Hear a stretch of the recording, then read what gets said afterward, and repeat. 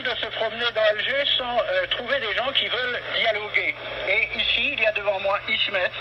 Alors Ismet, qu'est-ce que tu veux, toi? Alors moi, j'ai l'idée de créer un dialogue entre jeunes Français et jeunes Algériens. Alors ça, peut-être par l'intermédiaire, en passant par le truchement d'un lycée. Des lycées, alors on fait ça de lycées algériens qui parlent à un lycée français dans le but de mieux nous connaître, d'améliorer nos relations. Et je vois pas pourquoi maintenant il y aurait des problèmes.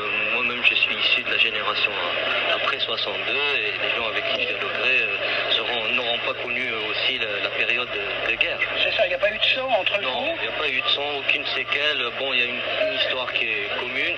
Justement, sur cette histoire aussi, il faudrait discuter parce que jusqu'à présent, il n'y a eu que la version française et il y a beaucoup de choses qui nous portent atteinte et on voudrait voir maintenant dans une optique, voir si au futur, on ne pourrait pas nous-mêmes, en dialoguant, en contact, construire cette histoire, la faire. Réécrire l'histoire. Réécrire l'histoire, oui, réécrire l'histoire ensemble. Ouais. Et là, on se mettra tous d'accord qu'il ne portera ni atteinte d'un côté aux Français, ni eux nous porteront atteinte. Tu penses que c'est une nécessité aujourd'hui? Oui, c'est très très important ça. Oui. Sinon, il n'y aura pas de dialogue, il n'y aura pas de contact réel, il n'y aura pas d'amitié, c'est pas possible. C'est dans cet esprit de discussion d'égal à égal que nous avons invité Roland Bakri, le petit poète du Canard enchaîné, né à Bab el-Oued, à venir évoquer la responsabilité de sa famille, les Bakri, dans ce coup d'éventail qui servit de prétexte à la conquête. Roland Bakri, voulez-vous que nous discutions un peu de cette période de la vie de votre famille à Alger? C'est votre histoire, c'est l'histoire de France, d'Algérie et de l'histoire de ma famille. On était des Espagnols de l'armée en déroute, on est arrivé à Livourne, et puis en 1770, tout d'un coup, les Bakri de Livourne sont venus à Alger.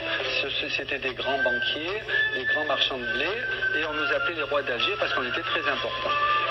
Auparavant, une seconde quand même, pour établir l'histoire dans son ensemble, vous êtes parti d'Espagne parce que la famille Bakri juive avait des problèmes avec l'Inquisition.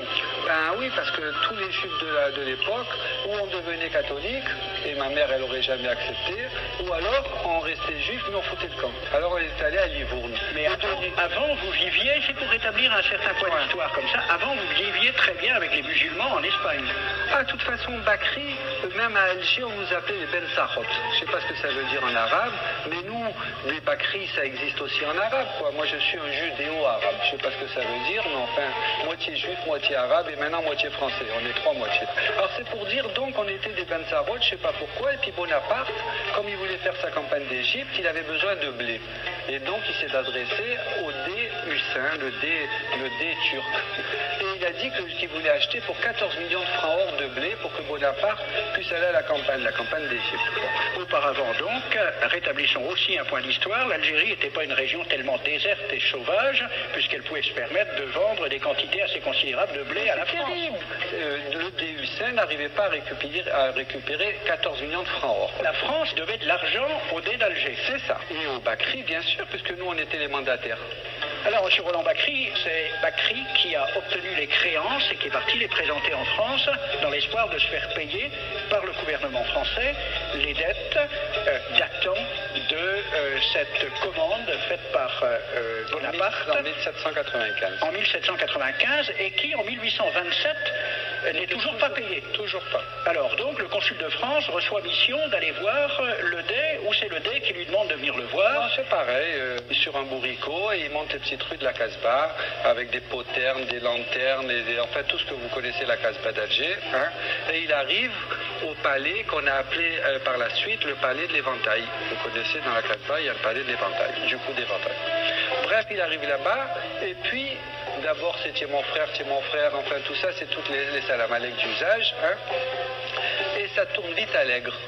Il se traite de tout, et l'autre, il prend la mouche, l'autre il prend le chasse-mouche, et il donne un coup sur la... Alors, point historique, c'est un chasse-mouche ou c'est un éventail. Bref, le consul, il est le tout rouge de la gifle, et ainsi de suite, il repart là-bas, et puis il dit, voilà, ils m'ont donné une gifle, etc. Et l'autre, en colère, il dit, bon, ben, puisque c'est comme ça, il appelle le général de Bourmont, garde à bout fixe, allez rompre les négociations, ils rompent les négociations, et on va envoyer les troupes à Silgiferruge parce que là-bas, il paraît qu'il y a une plage terrible. Et c'est en 1830 que vous savez que les troupes françaises ont débarqué. Voilà.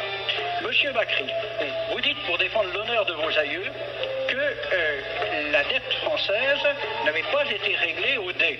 Ça, c'est un fait, c'est sûr. Mais est-ce qu'elle n'avait pas été réglée au Bacri? Parce que... C'est très compliqué. C'est pas si compliqué que la science d'argent, c'est compliqué. Si on se réfère aux historiens qui ne sont pas comme vous, des historiens de rien, oui, je sais, il y a monsieur Charles-André Julien, qui est un grand spécialiste des questions, qui vous a écrit, il y a quelques années, mon cher Bacri, tu as touché en 1800 un premier acompte de 3 175 000 francs, puis un second de 1 200 000 francs grâce à l'intervention de ton ami Talleyrand. Tu lui avais d'ailleurs considérablement graissé la patte. Et tu lui avais tellement graissé la patte qu'il en était devenu boiteux. C'est passé dans l'histoire. En 1819, ce même boiteux t'a fait obtenir 7 millions par un vote des chambres. Tu as fait une admirable affaire et du même coup roulé le dé d'Alger qui était le seul créancier valable et qui n'a pas touché un sou. D'où le coup d'éventail. Tu as quand même une lourde responsabilité familiale. Faut reprendre l'histoire telle qu'elle est. Cher Bacri, c'est justement ce que souhaitent les Algériens qui n'ont récupéré en 1962 dans les bâtiments officiels d'Alger que bien peu de documents d'archives. Ces quelques documents et les recherches d'historiens permettent déjà d'établir que même si Joseph Bacri, en gardant à son compte les sommes qui lui furent versées pour régler une partie des dettes françaises au dé, a une grande responsabilité dans le coup d'éventail, ce coup d'éventail ne fut guère qu'un prétexte. Le roi de France, Charles X, avait besoin de reprendre en main son armée. Il a pensé qu'une expédition sur Alger lui permettrait de donner à ses militaires gloire et butin. Quant aux tenants du capitalisme naissant, leur théoricien Sismondi écrivait dès mai 1830 « Ce royaume d'Alger ne sera pas seulement une conquête, ce sera une colonie, ce sera un pays neuf sur lequel le surplus de la population et de l'activité française pourra se répandre. » Voilà les véritables raisons de la conquête dont il faut aussi éclairer les méthodes.